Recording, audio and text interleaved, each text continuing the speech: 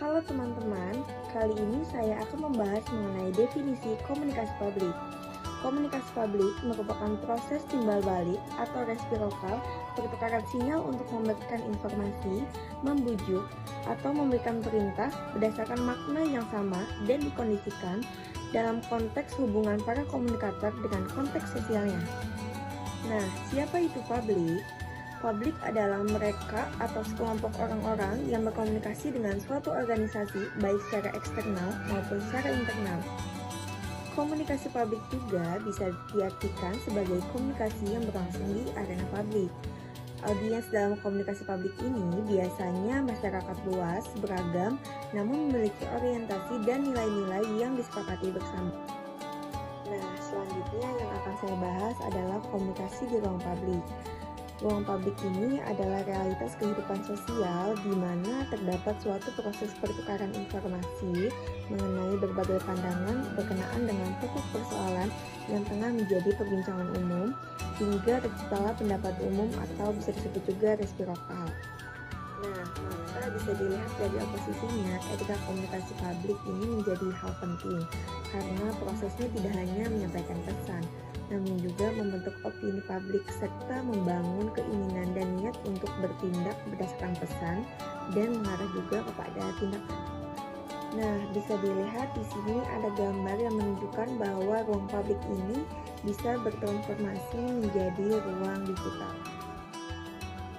Nah, selanjutnya yang akan saya bahas adalah definisi komunikasi digital. Komunikasi digital adalah salah satu jenis komunikasi yang berkembang pesat di saat subjek etika komunikasi digital ini sering diperdebatkan. Gaya komunikasi ini memungkinkan orang untuk berkomunikasi melalui media digital yang jelas lebih efektif.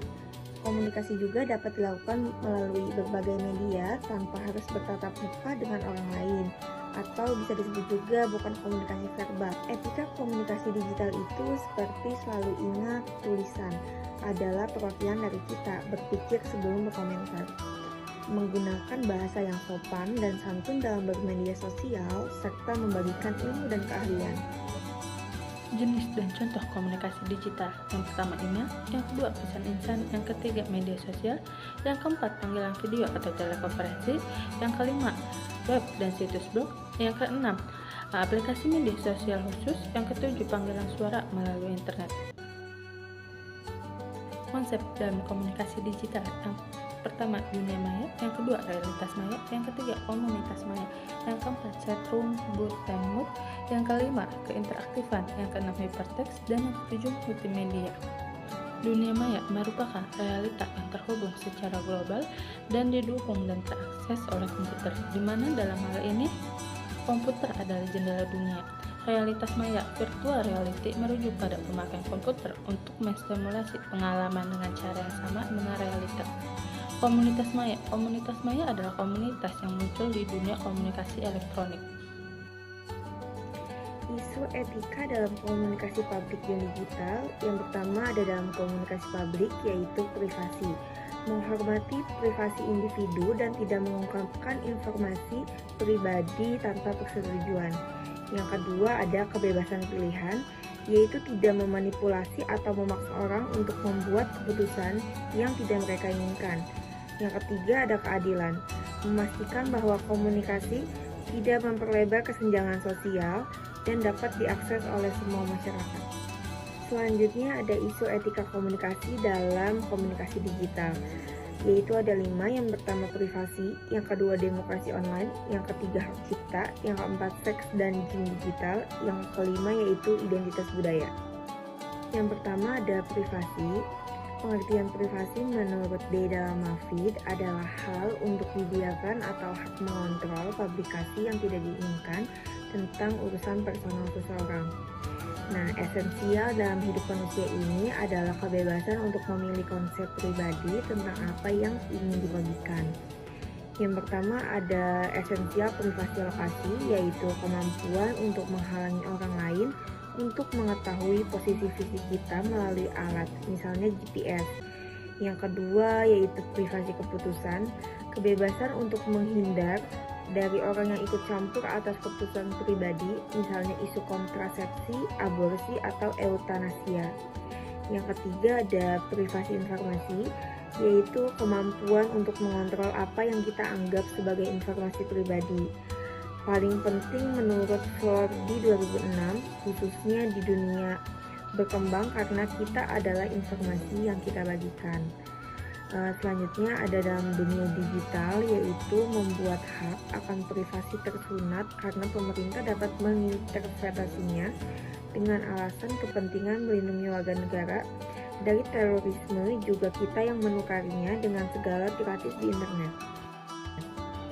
Selanjutnya ada demokrasi online, yaitu yang pertama perkembangan TIK menjadi alat penyampaian pendapat, yang kedua memberikan otonomi lebih atau kebebasan berpendapat yang menandakan bahwa adanya demokrasi, yang ketiga kebebasan berpendapat di media sosial didominasi oleh segmen hiburan mengabaikan isu-isu yang serius. Yang keempat, dilihat dari tingkat partisipasi komentar, lebih ramai apabila yang dibahas adalah isu-isu hiburan. Hak cipta, isu penyalin dan pendistribusian aneka ragam properti intelektual, ekonomi atau barter. Hak cipta dalam dunia digital juga terbagi menjadi beberapa pandangan. Yang pertama, menolak penyalinan dan distribusi tanpa izin adalah ilegal. Yang kedua, mendukung dapat dibenarkan bentuk penyalinan dan distribusi. USA dan EU berbeda. USA memandang hak cipta dan mendorong inovasi mereka untuk memiliki produk ekstragu akan dapat komisi. EU memandang hak cipta adalah pengakuan legal untuk karya, bukan tentang uang. Hak cipta atau copyright. Ada pemahaman mutual, copyleft, open source, free material, menghargai ciptaan orang dengan melindungi dan menyebarkan, bergerak dari eksekusi properti. Identitas budaya. Digitalisasi menjadi bias dari mana asal kita karena budaya. Teks membuat kita berpisah dari tubuh. Teks kita bisa mencerminkan budaya yang bukan asal kita atau mampu berbahasa lain serta mengikuti ekspresi teks mereka. Kesimpulan, komunikasi publik, komunikasi yang berlangsung di arena publik. Artinya komunikasi ini lebih banyak dilakukan dalam perbincangan umum atau langsung. Komunikasi digital, komunikasi yang dilakukan melalui media digital atau online. Melalui media digital yang jelas lebih efektif, komunikasi dapat dilakukan melalui berbagai media tanpa harus bertatap muka dengan orang lain.